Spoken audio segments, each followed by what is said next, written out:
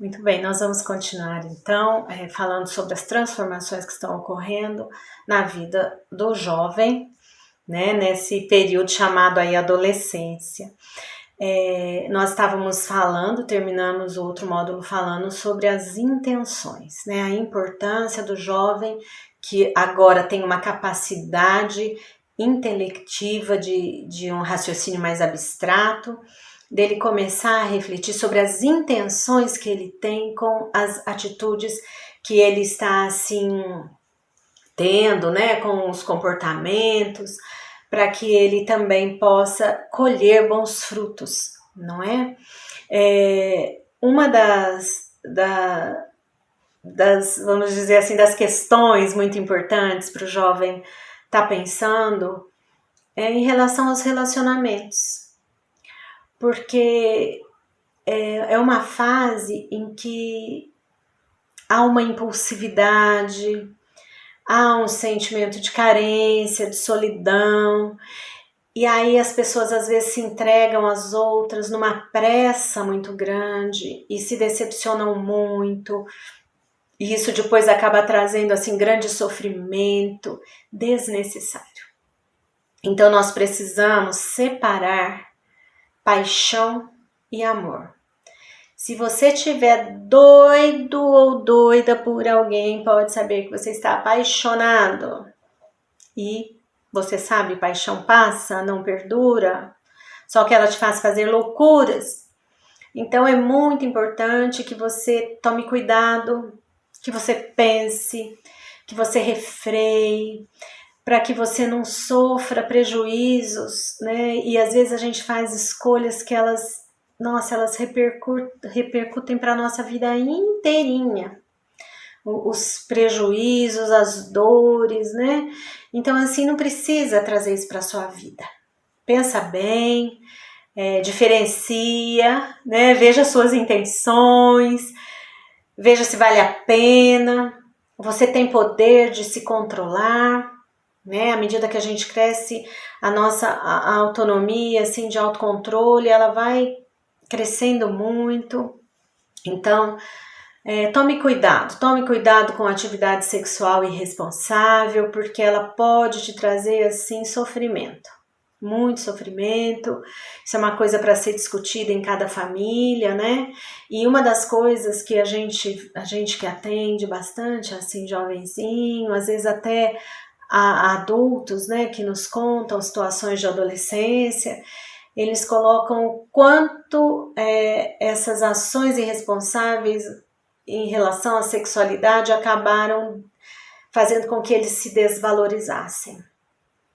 E aí eles viveram, né, muitos anos se desvalorizando mais ainda e trazendo muito malefícios até eles conseguirem, né, por alguma situação, se recuperarem dessa autodesvalorização aí. Então é um cuidado importante para pais e filhos, né, deixarem as coisas muito claras, conversarem, cada família tem o seu esquema, né, mas a gente precisa estar um pouco atento a esta questão também, porque no consultório a gente pega muitos casos, assim, eu peguei muitos casos de pessoas com depressão, de pessoas com pânico por conta de atividade sexual irresponsável e que a própria pessoa relata isso pra gente, né, que após alguma condição ela se sente deprimida. Então, assim, é uma conversa importante para se ter em família, para que você possa estar, assim, bem mesmo, né, consigo mesmo, tá bom? Outra coisa que está acontecendo nessa fase é a continuidade na formação da identidade. Então, é um tempo que, como a sua cognição está ampliada, né, você passa a se conhecer mais. Conhecer seus alvos, as suas forças, as suas fraquezas, as suas dificuldades, as suas necessidades. Você passa a ver isso, né, de uma forma mais clara, né? Começa a fazer projetos, a pensar nos seus sonhos, nas suas esperanças. Isso é muito bom poder compartilhar com os pais, para que os pais te ajudem. os melhores amigos dos filhos são os pais, são os melhores amigos, esses não vão abandoná-los, né? E então, assim, é muito importante que você tenha um adulto que já passou por determinadas coisas e às vezes até por coisas inadequadas.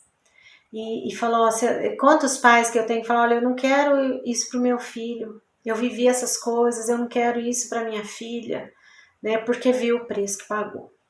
Então, assim, é muito importante poder estar conversando essas coisas, né, com os pais, para se perceber, né? Para se entender melhor, tá bem? E os pais têm que ser, assim, bastante sinceros também com os filhos, porque ajuda, né, o filho a se perceber. A gente tem, assim, uns papos legais aqui em casa, até com os filhos adultos mesmo, né? Olha, filho, esse seu comportamento aí, né, a forma de você lidar com X coisa, dá uma olhada nisso. Então é muito importante essa franqueza, né, e tudo com educação, com jeito, com amor, né, é muito importante a gente poder tá falando isso. Bom, as outras transformações que nós vamos falar agora são as transformações sociais e morais, e elas começam a partir dos 12 anos mais ou menos. Essas idades que eu tô dando, elas não são fixas, na realidade, porque dependendo da estimulação que o jovem recebeu enquanto criança, ele se desenvolve mais ou menos em termos de maturidade, dependendo das situações que ele viveu, e cada um é único, mesmo numa família, a questão de temperamento influi sim, no sentido de que uns estão aptos para algumas coisas antes do que outros, uns captam mais rapidamente, outros mais lentamente a educação que recebe, né? Então, assim, é de um modo geral que eu tô dando as idades aí para vocês, ok? Nessas transformações, o que aparece muito forte são a questão das regras, né? Nessas transformações morais e sociais. E o que o jovem começa a perceber? Mesmo que ele não goste muito, que as regras elas são necessárias, né? Elas são necessárias. O jovem começa a tomar consciência dessas regras e percebe a necessidade delas. Tanto que quando ele é desrespeitado, ele percebe com muita clareza. Então as regras elas começam a fazer parte de uma forma diferenciada agora da vida, né? Desse nosso ser humano aí. E começa a haver uma moral da reciprocidade, né? Eu sigo a regra, mas eu quero que você também siga. Eu te respeito e eu quero que você também me respeite. Você me respeita, eu também vou te respeitar. Então, moralmente, né, começa a haver esta questão da reciprocidade, certo? E a norma, ela começa a ser aceita por livre escolha. Então, não é mais imposta. Ele pensa sobre isso e ele escolhe seguir isto ou aquilo, tá? Em termos de regra. E ele entra também numa fase de autonomia moral, que é onde ele, em situações específicas, ele começa a elaborar algumas regras e aplicar. E se funcionou, ele vai passar essa aplicação para outras situações específicas, né? Ele começa a adaptar regras, né, dentro daquela regra geral. Ele começa a adaptar regras em situações diferentes que ele vive. Né? Muito bem. Eu já comentei rapidamente que isso tudo faz, né, essas modificações faz com que ele se interesse agora pelo corpo social como um todo. E uma coisa interessante que surge nisso, que eu não comentei com vocês, é a questão da ideia da pátria. Né? Eles começam a olhar a pátria com outro olhar. Antes eles eram, né, patriotas naquelas famílias que são, mais pela atitude dos pais. Agora não. Eles já estão com esta autonomia e eles passam a ser patriotas por eles mesmos. E eles começam, então, a querer beneficiar a sociedade com a sua vida. Então, aquele que já trabalha, ele quer fazer o bem, né, para a sociedade, como que ele pode ajudar a sociedade através do seu trabalho, através da sua obra, ou se ele só estuda, né, ele também pensa que como que ele pode adquirir ali uma forma de beneficiar a sociedade com o seu intelecto. Então isso começa a passar, né, pelas motivações, né, nesse processo de crescimento. E aí então eles começam a se interessar por obras literárias, estéticas, sociais, políticas, né? A gente vê muito jovem envolvido com política, questões metafísicas, né? Tem filhos que começam a refletir sobre isso e a questionar algumas aprendizagens aí que recebeu, né, da família. E então, assim, na verdade, ocorre uma transformação de conduta, né? E aí o nosso jovem ele fica um pouco bastante diferente às vezes do que ele era quando criança, né? E aí eu quero colocar para vocês, eu pontuei mesmo isso para mostrar para vocês as 3 maneiras, né, que isso está ocorrendo. E aí nós vamos entender um pouquinho mais do comportamento dele, tá? Então essa inserção na sociedade, ela se manifesta primeiro da seguinte forma: o adolescente ele começa a se sentir igual ao adulto. Tem a questão do crescimento, que ele está, né, praticamente do tamanho dos pais quando está maior, e então ele começa a ter essa postura de autoridade, porque ele se sente, cerebralmente ele se sente assim. Por isso que eu falei, às vezes a gente se sente incomodado com algumas questões, alguns comportamentos, mas ele se sente agora um adulto. Então ele começa a ficar par a par com algumas coisas. E de fato ele não é mesmo mais uma criança. O cérebro dele já não é mais o cérebro de uma criança, né? Agora ele precisa fazer adaptações, né? Que é esse processar aí das situações para ser adequado neste mundo adulto. Tá? Então ele já não se sente mais uma criança submissa, né? Ele começa a se sentir igual e começa a julgar todas as coisas. Então aqueles comportamentos que os pais têm e que não eram tão evidentes passam a ser evidentes. E às vezes isso começa a dar pepino dependendo do comportamento dos pais, porque aí vira uma incoerência. E o jovem começa também com uma noção de justiça muito forte. E aí essa incoerência pode pegar, né? Então aí é uma questão que os pais têm que ver, assim, como eles se comportam também. Falo que ser pai e mãe nos ajuda a crescer, né? Bastante mesmo. A gente cresce muito. Já falei que a outra forma dele manifestar essa inserção é através, né, da profissão que ele adota, de um plano de vida que ele pretende fazer. Eu tenho uma experiência bastante interessante nesse sentido aqui em casa, que um dos meus filhos tinha 15 anos e nós tínhamos tirado férias e estávamos ali passeando, caminhando na praia, né? E esse meu filho virou para mim e disse assim, começou a contar, mãe, porque eu quero isso, eu quero ser aquilo, eu quero ser não sei o que, eu quero. Aí eu ouvi, e fomos caminhando, e aí eu disse para ele, falei assim, filho, tá tudo bem. Você pode ser o que você quiser. Só que você não pode deixar que isso seja um sonho. Você tem que fazer que isso se transforme num projeto. Porque sonhos, eles não se realizam, mas projetos se realizam. Porque o sonho, ele é teórico. O projeto de vida, ele vai se tornar em algo prático. Você vai pensar em estratégias para conseguir isso. Então, não tem problema. Só que você não fica só sonhando, não. Você transforma isso em projetos.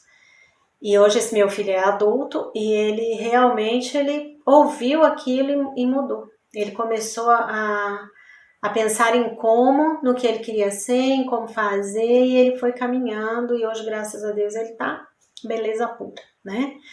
Então, isso começa a acontecer mesmo, né? Eles começam a planejar, a realizar, porque o nosso cérebro, esse cérebro virou adulto, né? E a terceira coisa que acontece, né, nessa inserção social aí, nesse processo, é que eles querem transformar a sociedade.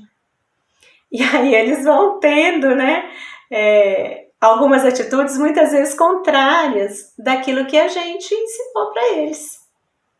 Eles vão tendo ali essas atitudes, porque é muita novidade, é muita coisa, às vezes a gente não gosta e não concorda muito, né? E aí tem o nosso parâmetro enquanto família, aquilo que tá tudo bem, aquilo que tá indo além, né? Nós pais estamos aqui para isso, para ir ajudando a eles aí nesse processo, certo? Muito bem. Agora, quais os perigos, né? Isso também é algo que a gente precisa falar. Quais os perigos que o jovem encontra? E aqui eu gostaria muito que você, jovem, prestasse atenção, porque isso é real, né? Isso é uma coisa que a gente viu que ocorre mesmo e pode trazer prejuízo. Um dos grandes perigos que ocorre na adolescência, nessa fase da juventude, é aquela acomodação em relação às amizades. O grupo passa a ser muito importante, às vezes o jovem não recebeu uma identidade familiar mais forte, e aí ele começa então a ser valorizado por um grupo que é inadequado e ele se assimila a esse grupo. Isso é um grande risco, porque aí ele pode ter escolhas muito ruins para a vida dele e ter consequências muito ruins. Então, jovem, presta atenção com quem você anda, presta atenção com as conversas que são faladas, né? Com o tipo de pessoa, com os comportamentos dessas pessoas. O que a gente mais vê é que jovens que têm comportamentos inadequados em grupo, na hora de uma situação de aperto, eles abandonam o colega e esse colega ele sofre as situações assim bem complicadas, né? Então, às vezes um só sofre a consequência de uma atitude grupal, porque todo mundo se foi. Então, toma cuidado. Não é implicância de pai, não é implicância de mãe. Os pais estão enxergando, a mãe tem uma intuição, eles estão enxergando aquilo que convém e não convém. Ouça seus pais, porque vai te livrar de problemas, né? Eu costumo, assim, dizer algo que eu aprendi, que eu achei muito valioso, né? Os pais, eles são um muro de proteção na vida dos filhos. Nós erramos, mas nós temos a intenção de acertar. Então, os nossos erros, eles não causam grandes prejuízos, né? Não causam porque nós não estamos com intenção nenhuma de fazer mal para os nossos filhos. Então, jovem, ouça os seus pais, né? Mesmo que não seja agradável, porque eles têm, assim, cuidado da sua vida, né? Eles têm cuidado com a sua vida. Muito bem. Outra coisa, cuidado com o que você anda pondo na frente dos seus olhos e ouvindo. Nós temos visto jovens perdendo a vida por conta de coisas que assistem e ouvem, entrando em modismos, né? Na mídia, por conta da mídia, para se sentir aceito no grupo. Então, assim, cuida, dá uma olhada, né? Tem coisas que você assiste hoje e que vão te gerar pânico no futuro, né? Então, assim, toma cuidado. Tem coisas que vão trazer para você impressão de que coisas erradas, que não fazem bem, são normais, porque tá todo mundo fazendo. Então, assim, precisa ter essa reflexão, precisa ser esperto. Se você quer ter uma vida boa, se você quer ser feliz, né? Fica esperto, usa do teu bom raciocínio para fazer suas melhores escolhas, ok? Cuidado também com aquilo que você concede e que vai destruir coisas que lá no fundo são importantes para você. Muitas vezes você pensa de um jeito, mas começa a falar de outro e agir de outro. Justamente por esse sentimento de inadequação, de solidão. E às vezes você está arrebentando com valores que são importantes e que foram construídos dentro de você. é outra coisa para você tomar cuidado. Não vale a pena. Não vale a pena. Eu costumava dizer para os meus filhos jovens que eles iam ter amigos verdadeiros quando eles fossem adultos, né? Porque aí eles vão saber escolher bem. E não são muitos os amigos verdadeiros que a gente tem. Nós temos muitos colegas, a gente pode bater papo com muita gente, mas amigo mesmo que tá ali para aquelas horas são poucos, mas são muito importantes. E como tá todo mundo se construindo, como você, né? Nessa sua idade, vamos dizer assim, só quando vocês estiverem num processo mais pronto, né, mais no final desse processo, que vocês vão conseguir amigos mesmo que valham a pena, que sejam amigos de verdade, né, que estejam aí para você. Então, assim, toma cuidado, porque, né, toma cuidado com a turma, toma cuidado com as ações, ok? Eu pus aqui amizades que devem ser evitadas, né? Porque são 3 ocasiões em que a maioria está errada. Primeiro, quando você tá num grupo em que a maldade ela é cultivada, fica atento. Se esse grupo faz maldadezinhas pequenininhas com o outro, com idoso, até com criança, são desrespeitosos, fica atento. Outra questão, quando o prazer é super valorizado, se você está num grupo que é uma esbanjação, que ter, possuir, ser sensual, tudo é super valorizado, é um grupo também que você tem que pensar se vale a pena. E o terceiro grupo de amizade que deve ser evitada é o grupo que despreza aquelas pessoas que dão um bom exemplo. Né? Eles não dão valor a pessoas que fazem as coisas de uma melhor maneira, que se importam com os outros. Então são as 3 dicas aí para você prestar atenção no grupo, né, ao qual você pode estar aí por perto, ok? Muito bem. E quais então são as amizades a serem cultivadas? São pessoas de bem com a vida, são pessoas pacíficas e pacificadoras, né? Pessoas bem intencionadas, que se importam com as outras. Não são pessoas perfeitas, mas são pessoas que procuram ser justas, pessoas que são leais, sinceras, né? Que não falam só aquilo que você quer ouvir, que te dão razão o tempo todo, mesmo quando você está errado. Essas daí não são boas amizades. Mas pessoas sinceras, que se importam de fato, essas são amizades que você vai lucrar muito e que você vai fazer muito bem para elas também, ok? Outra coisa que está acontecendo, então, outra mudança, é que é uma época de crescente independência. Você está se tornando independente. Pai, mãe, seu filho está se tornando independente e você não deve cortar as asas dele.